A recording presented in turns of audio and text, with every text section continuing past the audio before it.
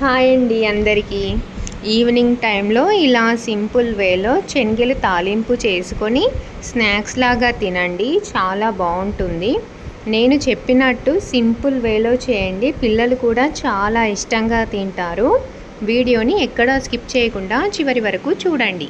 ముందుగా పావు కేజీ శనగలను మార్నింగ్ టైంలో నానబెట్టి ఈవినింగ్ టైంలో శుభ్రంగా కడిగి కుక్కర్లో వేసుకొని 2 విజిల్స్ వచ్చేంత వరకు ఉడికించుకొని ఇలా రెడీగా తీసుకున్నాను.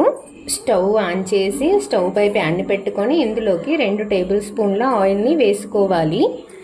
చూడండి, ఆయిల్ హీట్ అయ్యాక ఇందులోకి ఒక ఎల్లిగడ్డను ఒలుచుకొని ఇలా కచ్చా పచ్చాగా దంచుకొని వేసుకోవాలి.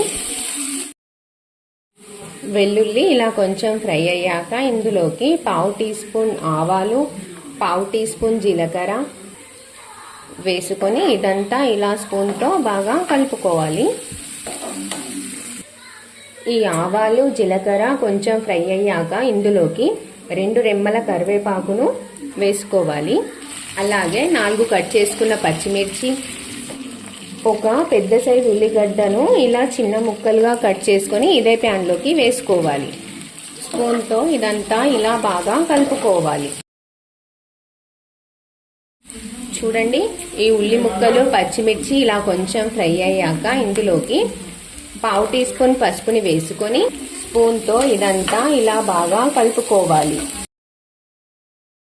ఇదంతా ఇలా బాగా కలుపుకున్నాక ఇందులోకి మనం ముందుగా ఉడికించుకున్న శనగలని వేసుకోవాలి.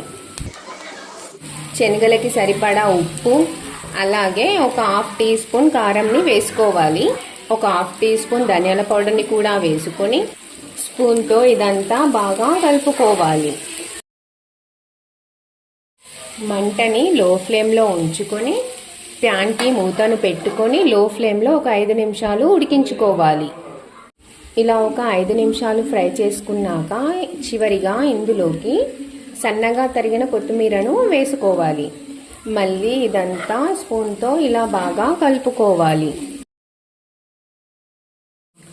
చూడండి, వేడివేడి శనగల ఫ్రై రెడీ అయిపోయింది. నేను చెప్పినట్టు ఇలా సింపుల్ వేలో చేయండి, టేస్ట్ కూడా చాలా బాగుంటుంది.